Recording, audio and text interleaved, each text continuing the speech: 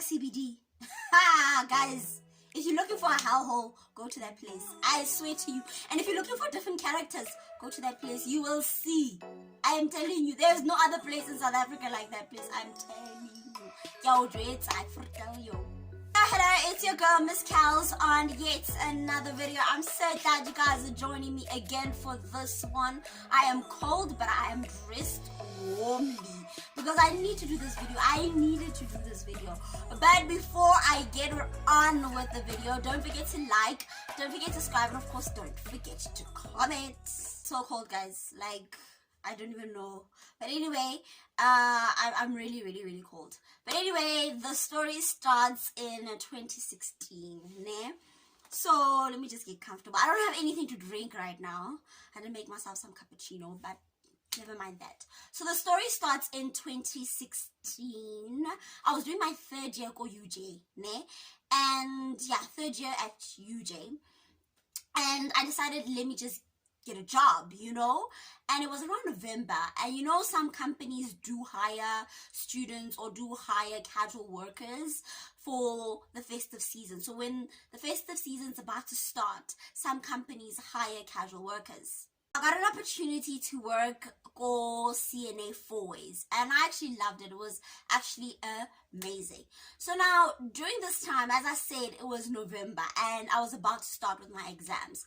And Mina, I'm that type of person that when exams are about to start, I always get anxious, and most especially because of time allocation, because I am a slow writer. So now I decided, you know what, after work, I'm going to go buy myself a watch. I'm just going to go look around town and buy myself a watch, because I hate it when the examiner says 5 minutes remaining, 10 minutes remaining. Gonna go, you're still on question 2, and you're thinking to yourself, why didn't you tell me all this time, you know, that I've got so little time left? So I decided after work, and I think it was on a Friday. Yeah, after work, I'm going to go and buy myself a watch. I got off work around, I think it was around 4 o'clock, and I got to Johannesburg CBD around, because remember guys, I worked at 4ways, and I got to Johannesburg CBD around 4:45 because of the traffic and everything. I'm not really sure of the times, but it was still daylight, right? So I got there and I looked through the watches, and I looked through, sorry, my room has got bad lighting, like today is just something else. So I looked through the different stores, the watches, and then I saw this particular watch. I loved it. It was so beautiful. And the guy was sitting down on a chair, and immediately when I walked up to his stall, he stood up, and I'm like, you know, I'm looking for a watch, and I like that one particularly. He hands me the watch, and I take a look at it, and I'm like, no, this watch is not working. What is happening? He's like, oh, no. I haven't put in the battery. I'm like, oh, okay, please put in the battery so that I can be on my merry way, because I don't like walking in Johannesburg CBD around after 5, 6. I don't like walking around in Johannesburg CBD, because I know at CNA, if you were working till 7, you would have transport. So I knew I was safe. But this time, I just wanted to get back to my place. So now I tell him, no, it's not working. And then he decides to open it at the back and put in the battery. So I'm watching him, and I'm waiting, and I'm waiting. And then finally, he hands over the watch to me, and the watch is working. And I'm like, I'm satisfied. I'm happy. We grinned.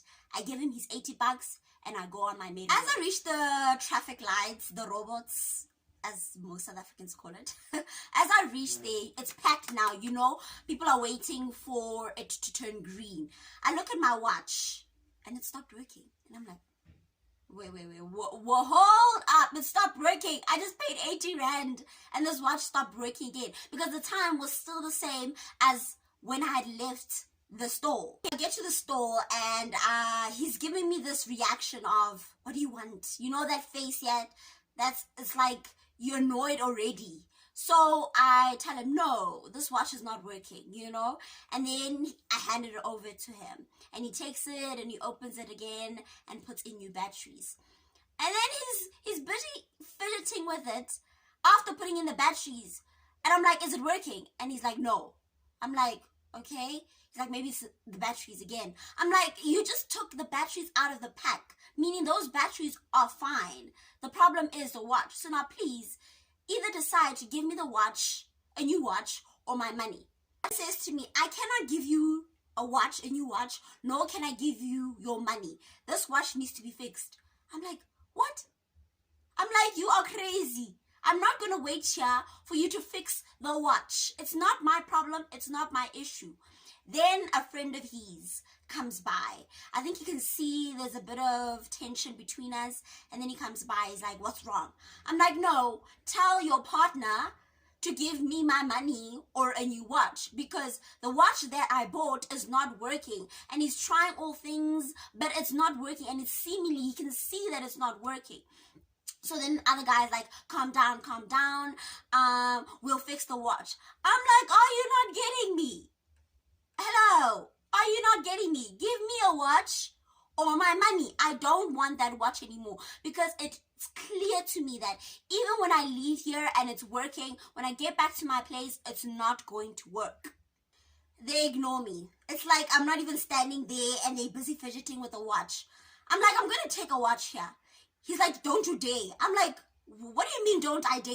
I'm like, I'm going to take a watch here and give it to you, and you put in the batteries and I go home. He's like, no, you're not going to get it. Hey guys, now I start getting agitated. I start even becoming worse than before. Like, I'm thinking it's now going to get dark and I'm going to have to walk home, and these guys are just playing around with me, and I'm not going to allow that. So I start raising my voice, and people around me start to notice that, hey, something is going on. A fight is ensuing here between this girl and these two guys. But nobody steps in, guys. Really, nobody steps in. I'm there on myself and telling them I want to watch, demanding I want to watch, I want my money. So then other customers start coming by and wanting to buy a watch. And they start hearing me talking with these guys. And then I thought of a plan. See, now they want to play around with me. What I'm going to do is I'm going to make sure that they don't get customers. So I'll start telling the ladies that want to buy the watches, don't buy the watch. Because these guys, if it's broken, are not going to give you a new watch, nor are they going to give you the money. They are crooks. So they heard. And whoo, guys, after they heard, they were like, don't do that. Don't do that. I'm like, I'm going to tell every other female, every other person that walks by here that you guys are crooks, that you guys do not want to give me my money, that you guys are just wasting my time. So after I told the two ladies that were there to go away, they left without buying the watch. But you know, when people are curious, they'll keep looking back to find what is happening.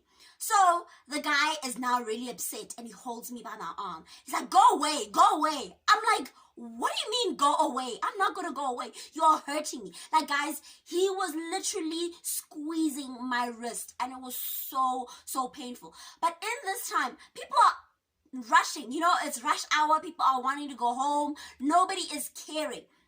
And some people are even packing up. So I'm like, let go of me. Let go of me. And then eventually he lets go of my arm. I'm like, I'm not leaving.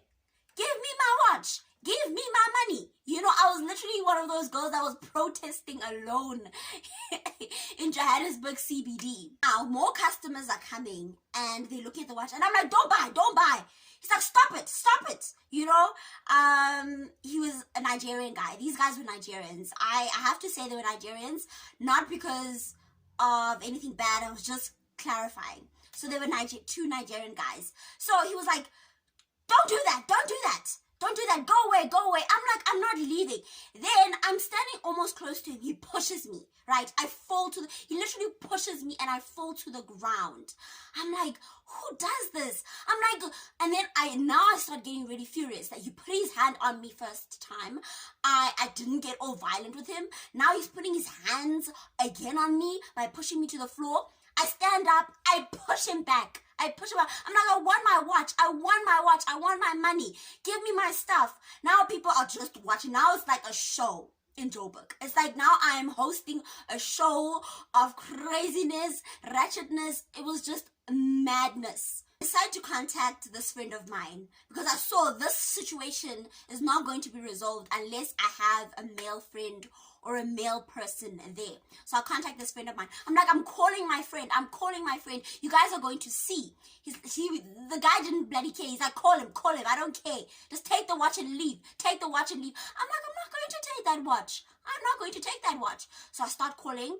And I called my friend, and he got there in like 10 minutes because I didn't stay far, because I don't know if many of you guys know Gateway. I stayed at Gateway student accommodation. So he took about 10 minutes to get there. And when he got there, he's like, what is happening? And he's a big, like, like tall and big. And he's like, what's happening? And I try to explain to him. And they try to explain to him that I'm crazy and I'm thinking that I'm, all those things. They're just trying to persuade him. I'm like, you're trying to persuade my friend about me. He doesn't know y'all. He knows me. So he goes up to them and tells them, listen, it's either you give this girl a watch or you give her her money. Y'all will decide. So now, before I had called the friend, I had thought of an idea of going to the police, right? Now, in Joburg, there's these little carts. I don't know if you guys know of them. Those who know Johannesburg CBD will know them. There's these little, I don't know what to call them. They're like trailers, yes. Little trailers around Johannesburg CBD. And in some places you'll find them and in some places you won't. So at first, before I called this friend, I thought I should quickly rush there.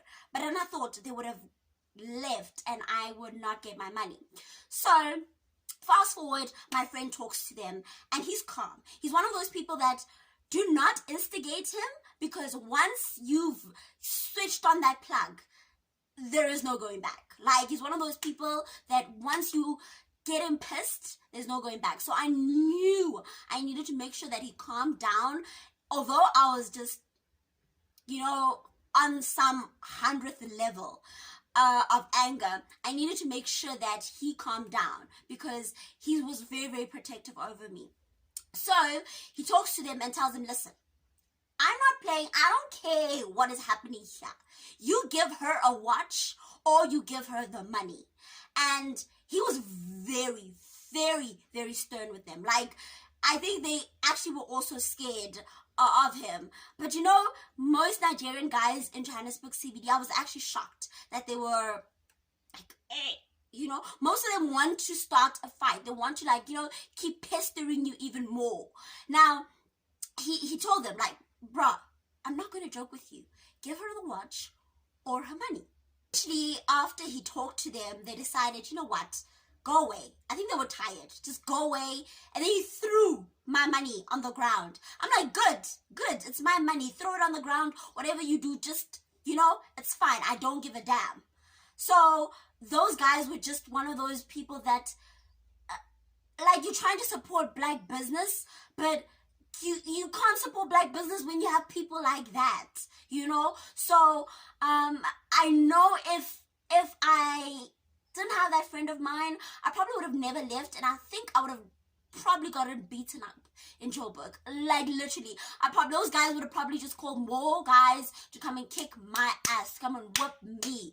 But I'm so glad for this friend of mine that did come and ensure that they gave me my money. Moral of the story, Johannesburg is just horrible. Johannesburg is just, it's horrible. But okay, I also need to clarify, I'm not hating on anybody. I love everybody. I'm not hating on any Nigerians or anything. We are some amazing Nigerians. I've got Nigerian friends that I went to school with and we are grand. They are just those specific Nigerians that were being silly and those specific Nigerians that were just being rude and abusive towards a woman. So I also need to just shed light on this, that men have no right to lay their hands on a woman. He laid his hands on me and he had no right to do so. Period. I don't care if I was going crazy. Nothing justifies putting your hands on a woman. So whether he was a Nigerian guy, a Xhosa guy, a Zulu guy, it doesn't really matter. Nothing justifies putting your hands on a woman. Those particular guys, not all Nigerians, those particular Nigerians were, let me not even swear, they were horrible. They were horrible, and I just hope that day they changed the way they behaved. I really do hope that day they learned something, that hey, we need to treat customers in a certain way. That is it on this video. Whew. Gosh, I had to think back to that story. But that is it on this video. I hope you guys actually enjoyed it. You guys actually will look after yourself in Johannesburg CBD, because there they will beat you up. Women or no women, they will beat you up, which is wrong, and I'm not even condoning that, but they don't care there. So just be safe, and be safe in general throughout the country. Just be safe. But until the next video, don't forget to like, don't forget to subscribe, and of course don't forget to comment. I love you guys. Bye.